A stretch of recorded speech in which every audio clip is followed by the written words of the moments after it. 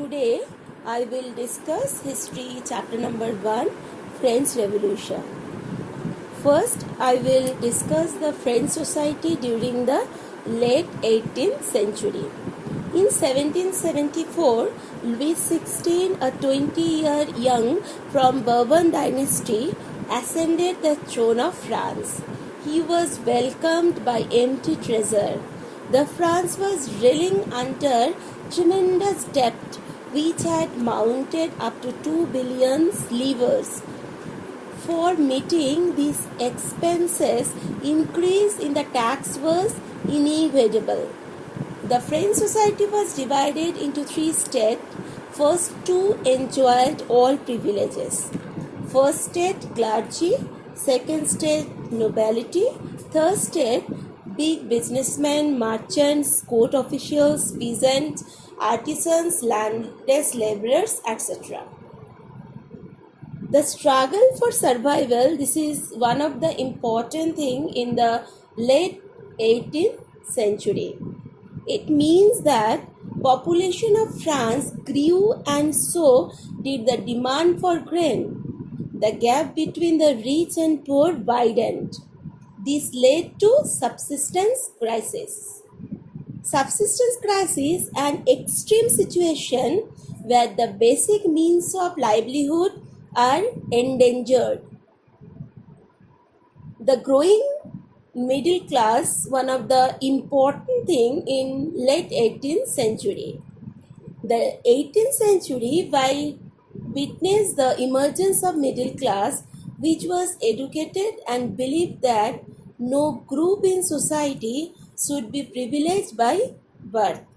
This idea, when put forward by philosophers such as Locke, the English philosophers, and Rousseau, French philosopher. The American Constitution and its guarantee of individual rights was an important example of political theories of France. Next is the outbreak of the revolution. The French Revolution went through various stages.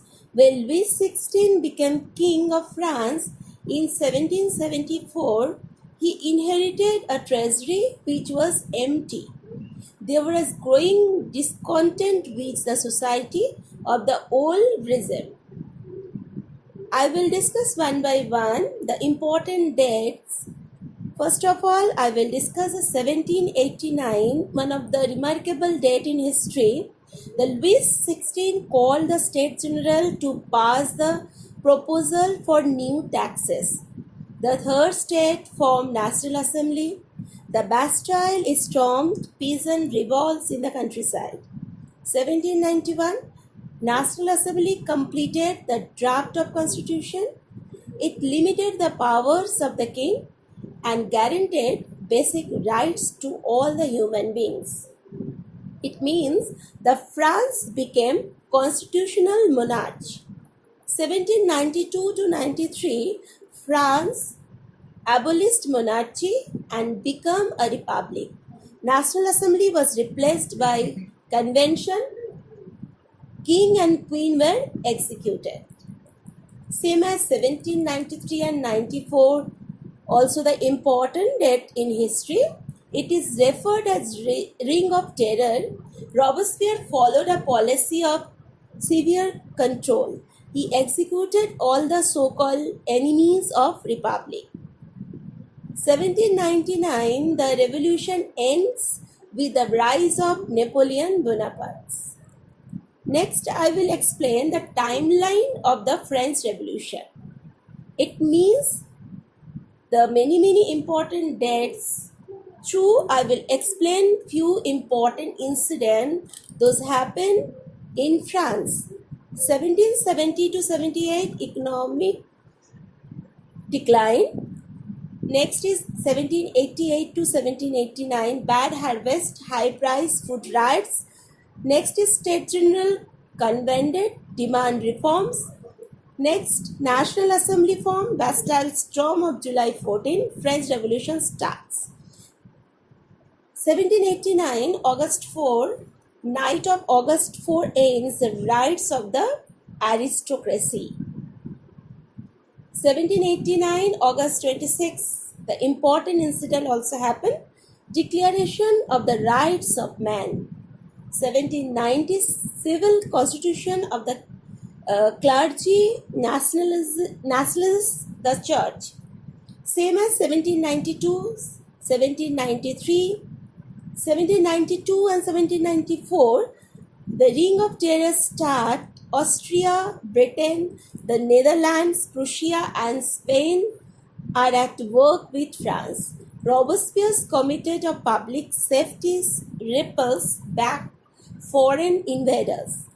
1799, Napoleon Bonaparte became the leader. Next is the Women's Revolution. It is also the important part in French society in 18th century. From the very beginning, women were active participants in the events which brought about so many changes in the French society. Most women of the third state had to work for a living. Their wages were lower than those of men. In order to discuss and voice their interests, women started their own political clubs and newspapers. One of their main demands was that women must enjoy the same political rights as men. Some laws were introduced to improve the position of women. The struggle still continues in several parts of the world. It was finally in 1946 that women in France won the right to vote. Next is the abolition of slavery. There was a triangular slave trade between Europe, Africa, and Americas. In the 18th century, there was little criticism of slavery in France. No law were passed against it. It was in 1794 the convention freed all slaves, but 10 years later slavery was reintroduced by Napoleon. It was finally in 1848 that slavery was abolished in the French colonies. Next is the revolution and everyday life. The years following 1789 in France saw many changes in the lives of men, women, and children. The revolutionary governments took it upon themselves to pass laws that was translate the ideals of liberty and equality into everyday practice. The ideas of liberty and economic rights were the most important legacy of the French societies, and these spread from France to the rest of Europe during the 19th century. Next is the Napoleon Bonaparte. In 1804, Napoleon crowned himself Emperor of France.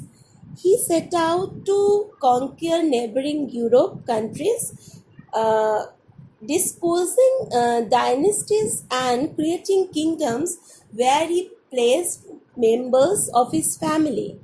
He saw his role as a modernizer of Europe because he introduced many reforms which had long-lasting effect on Europe. He was finally defeated at Waterloo in 18